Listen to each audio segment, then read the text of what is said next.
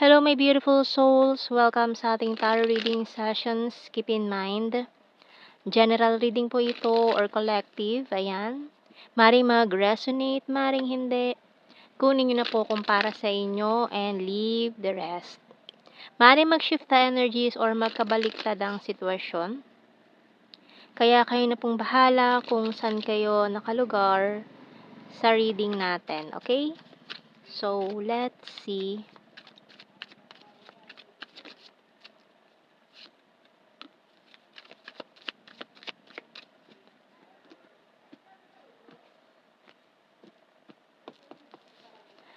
Wow, we have here the Lovers and the Five of Pentacles.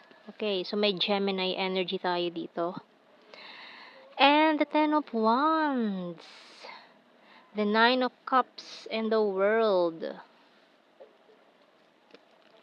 The Eight of Pentacles and the Strength card. And wow, Four of Wands. Bottom card is Five of Cups.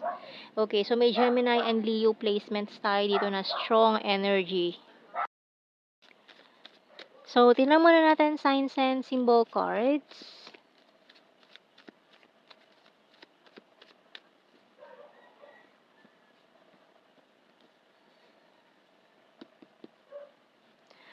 Light bulb and coffee. The lighthouse. Wow, ring. Newspaper and clover. Oh, we're very lucky. Ground bottom card natin. Okay.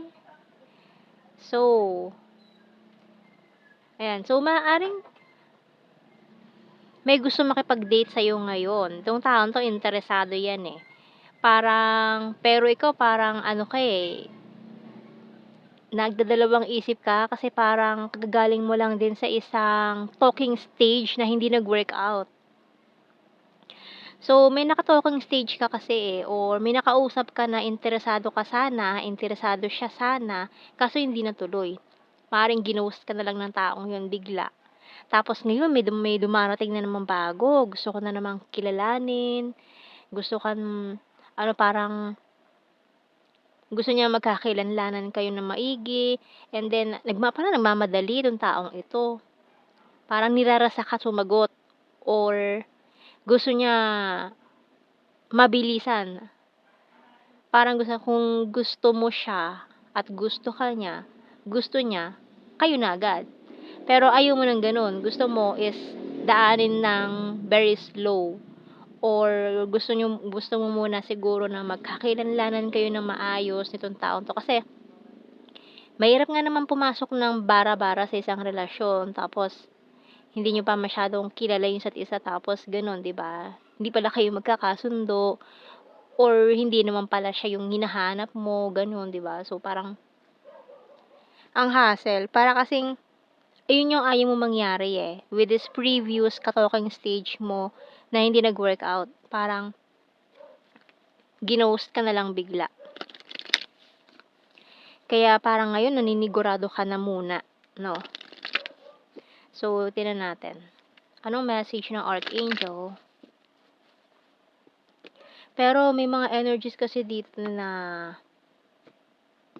maaaring nagmamadali itong taong 'to kasi nape-pressure na siya sa age, or prine-pressure na siya ng family members na mag-asawa ka na, magjowa ka na, mag-boyfriend ka na, mag-girlfriend ka na. Ayan, kasi napag-iiwanan na daw, oy.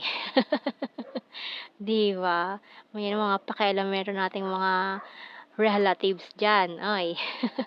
Ayan. So, tingnan natin. Take Back Your Power by Archangel Raziel. Use your God-given power and intention to manifest blessings in your life. Pero kasi kayo, ang ginagawa nyo ngayon, focus lang muna kayo eh, sa goals. Ayan, so, marami kasing mga relatives talaga ang, ano eh, di ba? Nang rush. Ayan. So, ayan, wag tayo magpapaano sa kanila, no? Hayaan nyo sila. So, kung hindi pa talaga ready eh, kung hindi pa talaga dumarating yung talagang the one, 'di ba? Mahirap pumasok sa isang relasyon ng bara-bara. Ayan. So, kasi itong taon 'to nagmamadali na eh. ayaw mo naman ng minamadali ka. Ayan, so tingnan natin. Kasi for some of you parang masakit pa rin yung nangyaring ghosting dun sa freebies na nakausap nyo. Iniinda pa rin. Oh, I want to marry you someday. Ba't may punto? Ano yun? Ayun. So, talagang ano niya gusto niya na talaga mag-settle down. So, maaaring ikaw lang talaga yung gusto niya, ikaw lang talaga yung naiisip niyang pakasalan in the future. Kaya gano'n, nagmamadali siya kasi parang siguro ayaw ka na niya talagang ano, pakawalan nitong taong 'to, naninigurado na siya na itali ka na para hindi ka na maagaw pa ng iba. So, "Oy, miss you so much. Can you forgive me? Oy, please accept my cup of love. I'm talking to you telepathically. You complete me. You're so hot and the struggle is real. I want to grow old with you." So, tingnan mo naman, oh, yung mga cards natin dito talagang pang ano na, pang lifetime na. Yan, kaya ikaw talaga yung gustong-gustong pakasalan nitong taong 'to. Ayan, so tingnan pa natin. Pero yun na nga, huwag kayong magmamadali kasi yung pag-aasawa hindi naman yan kailangan madaliin, 'no. Baka kasi mapaso kayo ta's iluluwa niyo lang din. Sayang naman. Sayang ang preparation, ang mahal-mahal magpakasal. 'Di ba? Ta's maghihiwalay din. Sayang naman ang ano, ang gagastusin niyo diyan. Sayang yung effort, sayang yung pagmamahal, 'di ba? Kung masasayang lang lahat 'yan. Kaya pag-isipan mo munang mabuti bago pumasok.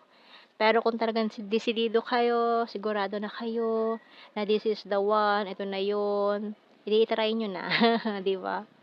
Kung magpapadala kayo sa sulsol ng iba na, "Sige na, pakasal ka na or magjowa ka na ngayon." Oh, sige, desisyon niyo 'yan. So we have here, you speak to me through music. I'm becoming a better person. I replay our conversations over and over. We both know I'm not the one for you. Oh, nagdrama pa siguro 'to dati. No, maaaring umiwas siya sa'yo, ganyan. Or maaaring umiwas na rin 'to dati or umiwas ka na sa taong 'to. I feel you even though we are apart. I lost myself for a little while. I left when I saw you with someone and I love you. Ayan, bottom card, I want to be more than friends. So, siguro, ayan, friends pala kayo, 'di ba? Na may nagawa siyang hindi maganda then before na gusto niya humingi ng tawad. Siguro, friends nga kayo and then umamin siya. Gano'n, may umamin. Dahil ayaw masira yung friendship, tinanggihan, or hindi nagkaroon ng romance, ganyan.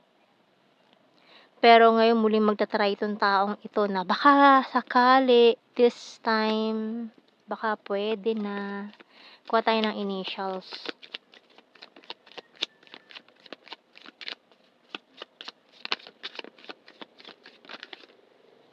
Letter B, W, I, H, J, N, M, F, B. And then itong nag-flip. Letter D, bottom card A. MDA. MDA. So, kuha tayo ng blue card. Acceptance. Tatanggapin mo ba siya? Ayan, tinatanggap mo ba? Kasalang-kasalan talaga, no? Tinatanggap mo ba ang babaeng ito, ang lalaking ito sa iyong ano na tawag doon? Basta yun, yung mga linyahan sa kasal, hindi ko alam eh. Basta yun, kung matatanggap mo ba siya as your wife or husband, ganyan. And, obsession. And another twin flame energy. Okay, so tingnan natin. Ayan, general signs and messages tayo.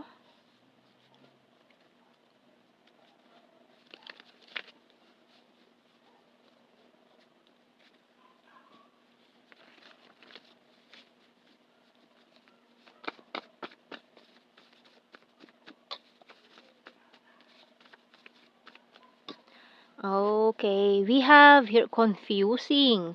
Ayan, may mga nako-confuse pa ngayon kasi baka kasi sa una lang, eh, 'no, may mga nag-aalala. Baka kasi sa una lang siya mabait, baka sa una lang siya sweet and caring, baka biglang magbago, mga ganyan, nako-confuse.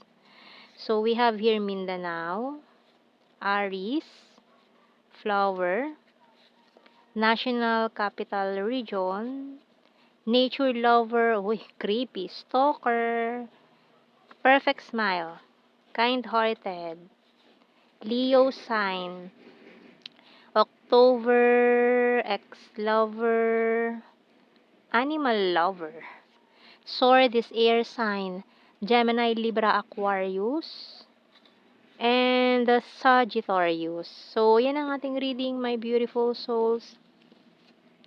Thank you for watching. Take care and God bless. See you in our next reading, guys. Bye-bye.